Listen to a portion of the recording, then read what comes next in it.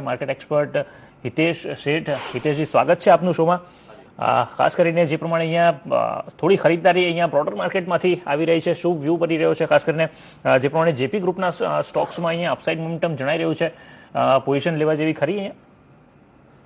નહીં, મારા ખ્યાલથી છે ને છેલ્લા 3-4 દિવસથી જે લેન્ડસ્લાઇડ થયેલી, જે જોરથી ઘટાડો આવે અને એક પેનિક સેલિંગ થયેલું, એ જોતા એવું લાગે છે કે થોડીક પુલબેક રેલી આવી જોઈએ, જે અત્યારે આવી રહી છે. અને જે સારા સ્ટોક્સમાં પણ જે ઘટાડો આવેલો એમાં પણ એક સારું પુલબેક આવી રહ્યું છે. પણ જેપી ગ્રુપનું જ્યાં સુધી સવાલ છે તો મને એમ લાગે છે કે હમણાં એવોઇડ કરવું જોઈએ. અત્યારે ખાલી એક પુલબેક રેલી છે, નવેસરથી કે લેવાના એવા સંકેતો દેખાતા નથી. એટલે મારા ખ્યાલથી જેપી પાવર ગણો કે જેપી ઇન્ફ્રા ગણો, હમણાં મારા ખ્યાલથી કોઈ સ્ટ્રેન્થ એવું નથી દેખાતું, પણ ખાલી પુલબેક રેલી જેવું જ દેખાઈ રહ્યું છે. તો હમણાં એવોઇડ કરવું જોઈએ એવું મારું માનવું છે. બિલકુલ. તો જેપી ગ્રુપના સ્ટોક્સને અત્યારે એવોઇડ કરવો જોઈએ. એક પુલબેક રેલી અહીંયા જણાઈ રહી છે, એવો સપોર્ટ અહીંયા મળતો દેખાઈ નથી રહ્યો. ત્યારે જ કેટલીક મિડ સાઇઝ પીએસયુ બેંક હમણાં છેલ્લી મિનિટોમાં એક ફોકસમાં આવતી દેખાઈ રહી છે. ખાસ કરીને આઈઓબી છે, અલ્હાબાદ બેંક છે, ત્યાં એક સારું અપસાઇડ મોમેન્ટમ જોવા મળી રહ્યું છે. ચાર્ટ પર આ સ્ટોક્સ, હિતેશજી, કેવા લાગી રહ્યા છે? મારા ખ્યાલથી હજી પણ પીએસયુ બેંક્સમાં પણ મેં જેમ કહ્યું એમ અત્યારે પુલબેક જ છે, કારણ કે સારા એવા ભાવો ઘટી ગયા છે. અલ્હાબાદ બેંક ગણો કે બેંક ઓફ ઇન્ડિયા ગણો, પણ એમાં મને એક બે બેંક છે કે જેમાં મને લાગે છે કે આગળ જતા કદાચ નવેસરથી આ લેવલમાં ખરીદારી કરો તો આગળ જતા સારા ભાવ પડી શકે. એવામાં એક બેંક ઓફ બરોડા છે અને એક સિટી યુનિયન બેંક છે. સિટી યુનિયનમાં પણ જે એફઆઈની લિમિટ વધી છે, તો એમાં મારા ખ્યાલથી ચાલુ ભાવે પણ લેણ કરવામાં કે લેવામાં મારા ખ્યાલથી વાંધો ના આવે. અને બેંક ઓફ બરોડા મને એક સારું લાગે છે, ફેડરલ બેંક સારું લાગે છે. એટલે આ મિડકેપ બેંકમાં ધ્યાન રાખી શકાય. બિલકુલ. તો જે પ્રમાણે પ્રભુદાસ લેયાધરના હિતેશ શેઠ કહી રહ્યા છે, સિટી યુનિયન બેંક પર નજર રાખવી જોઈએ અને ત્યાં એક પોઝિશન લઈ શકાય છે. જે પ્રમાણે અહીંયા એફઆઈની લિમિટ પણ અહીંયા વધારી છે, તો ત્યાં એક 6 થી 6.5% ઓફસાઇડ મોમેન્ટમ અહીંયા જોવા મળી રહ્યું છે 83ના લેવલ પર સિટી યુનિયન બેંક. ત્યારે જ હિતેશજી જે પ્રમાણે કહી રહ્યા છે, અહીંયા ફેડરલ બેંક પર પણ નજર રાખવી જોઈએ. ફેડરલ બેંકમાં પણ એક સારો સપોર્ટ અહીંયા મળી રહ્યો છે. ચાર્ટ પર એક અપસાઇડ મોમેન્ટમ જણાઈ શકે છે. ફેડરલ બેંકમાં આજે પણ એક 1.5% સુધીનું અપસાઇડ મોમેન્ટમ 124ના લેવલ પર. તો મિડ સાઇઝ બેંકમાંથી અહીંયા એક પોઝિશન લઈ શકાય છે. ત્યારે જ જાણકારો મોદી સરકારના અત્યાર સુધીના કામકાજથી ખાસા સંતુષ્ટ છે. અમારી સાથેની ખાસ વાતચીતમાં દિગ્ગજ અર્થશાસ્ત્રી અરવિંદ પાનગરિયાએ સ્વીકાર્યું છે કે મોદી સરકારમાં ભારતમાં ફરીથી 9%ના વિકાસ દર જોવા મળશે. પાનગરિયાએ ન્યુયોર્કમાં ખાસ વાતચીત સીએનબીસી બજારના સંપાદક સંજય પુગલિया સાથે કરી હતી. अल्टीमेटली मतलब अगर आप राष्ट्र में भी सोचें कि वर्ल्ड फिगर बनने के लिए अगर इंडिया 8%, 9% या 10% से ग्रो करता है तो हिंदुस्तान का प्रधानमंत्री वर्ल्ड लीडर ऑटोमेटिकली है. अगर वो 5% के नीचे गिर जाती है हमारी ग्रोथ, तो कुछ भी करें डिप्लोमेसी के हिसाब से वो राष्ट्र का बड़ा नेता नहीं बन पाएगा, कम से कम वर्ल्ड सीन पर. सो निश्चित रूप से ये हमें अपने देश में सुधार लाने की ज़्यादा ज़रूरत है. पर हैविंग सेड दिस, मैं समझता हूँ कि प्रधानमंत्री ने रिमार्केबल जॉब किया है फॉरेन पॉलिसी में A++. ત્યારે તેમના મત મુજબ મોદીની અમેરિકા યાત્રાથી ખાસી આશાઓ છે. તેમનું માનવું છે કે આ યાત્રામાં બંને દેશો વચ્ચે સંબંધોમાં ખાસી ગરમી આવશે. પાનગરિયાએ ન્યુયોર્કમાં ખાસ વાતચીત સીએનબીસી બજારના સંપાદક સંજય પુગલિया સાથે કરી હતી. એમાં જણાવ્યું હતું, जो दोनों बड़े देशों की बड़ी दोस्ती है, जिसके बारे में लगातार कमेंट्री चली है कि बहुत ही खराब रिश्ता हो गया था बीच में, तो ये एक आइस ब्रेकर मीटिंग के रूप में देखें, या हम समझ रहे हैं कि बहुत ही ट्रांसफॉर्मेशनल आउटकम आएंगे जब बायलैटरल्स होंगे? हाँ, कहीं इन बिटवीन. क्योंकि देखिए इसमें एक ये भी था कि आइस ब्रेकर यूँ भी है ये मीटिंग कि बैकग्राउंड में ये हिस्ट्री रही है कि 2005 में प्रधानमंत्री को वीसा मना कर दिया गया था अमेरिका के द्वारा.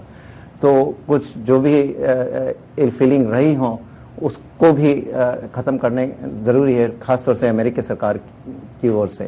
सो उस पॉइंट ऑफ व्यू से, उस दृष्टिकोण से देखें तो आइस ब्रेकर भी है, पर थोड़ा ट्रांसफॉर्मेशनल भी है. क्योंकि पिछली सरकार के समय जो है हमारे रिलेशंस पिछले 2 सालों में काफ़ी ठंडे हो गए थे, तो उनको फिर से वापस गर्माहट देनी है. तो उस तरीके से ट्रांसफॉर्मेशनल भी हो सकता है.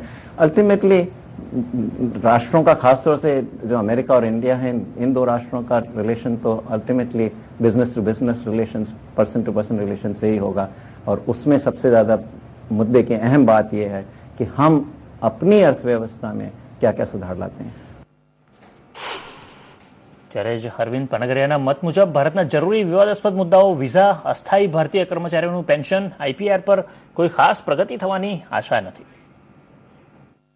तो यहाँ से अमेरिका से बैठ के जब देखते हैं तो आपको क्या लगता है कि अगर यहाँ से ये एक बड़ी हेडलाइन वीज़ा पे लेके जाते हैं या जो लोगों के टोटलाइजेशन वाला एक एग्रीमेंट है कि पैसे रख लेते हैं पेंशन बेनिफिट वाले, वो लौटाने की बात है जो जॉब्स के लिए बड़ा इंपॉर्टेंट है कि लोगों को एक इंसेंटिव मिले, या आपको लगता है कि एफडीआई में कुछ और खोल दें और आईपीआर में कुछ कह दें मोदी जी, तो ये 3-4 चीज़ों में आप कोई सॉलिड प्रोग्रेस होती हुई देखते हैं जो जिसमें अमेरिका में बहुत बहस है?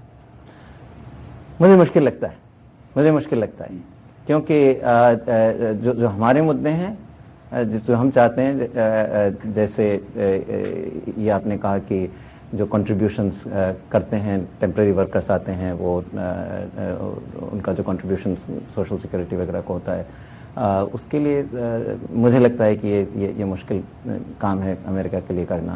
इसी तरीके से जो आईपीआर की डिमांड अमेरिका से हमें की जाती है, वो हमारी साइड से करना मुश्किल है, क्योंकि हम अभी पूरे कंप्लायंस में हैं वर्ल्ड ट्रेड ऑर्गेनाइजेशन के जो रूल्स हैं, ट्रिप्स एग्रीमेंट के आधार पर हमारा आईपीआर लॉ उसके कंप्लायंट है।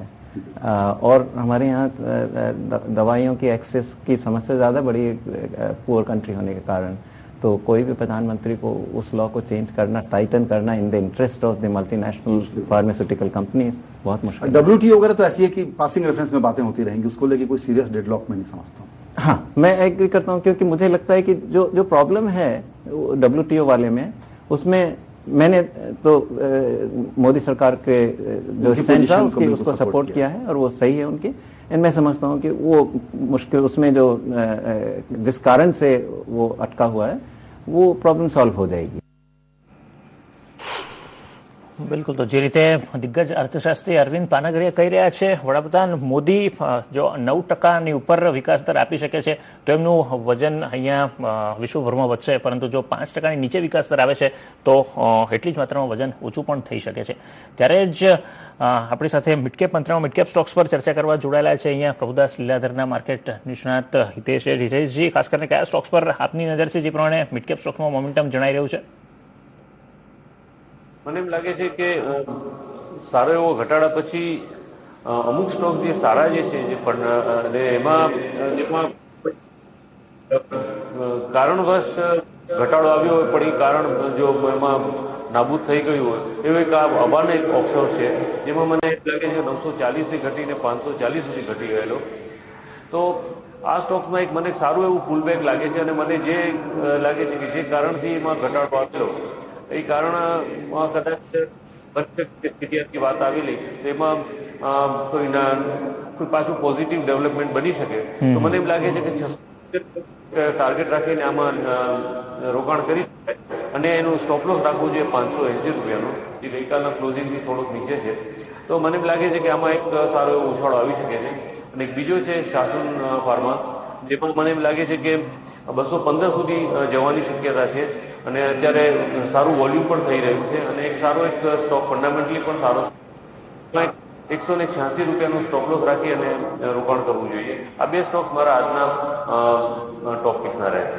બિલકુલ, તો આ બે ટોપ પિક્સ છે હિતેશ શેઠના। આજે અબાન ઓફશોરમાં પોઝિશન લઈ શકાય છે અને શાસન ફાર્મામાં એક અપસાઇડ મોમેન્ટમ જોવા મળી શકે છે, જે પ્રમાણે અબાન ઓફશોરમાં કરેક્શન જોવાયું છે, તો અબાન ઓફશોરમાં 670ના ટાર્ગેટ માટે હવે અહીંયાથી એન્ટ્રી લઈ શકાય છે આજના દિવસ માટે। ત્યારે શાસન ફાર્મામાં પણ 215ના ટાર્ગેટ માટે અહીંયા એન્ટ્રી લઈ શકાય છે। જે રીતે ફંડામેન્ટલી પણ અહીંયા સ્ટ્રોંગ લાગી રહ્યા છે બંને સ્ટોક અને ચાર્ટ પર પણ એક પુલબેક રેલી અહીંયા જોવા મળી શકે છે।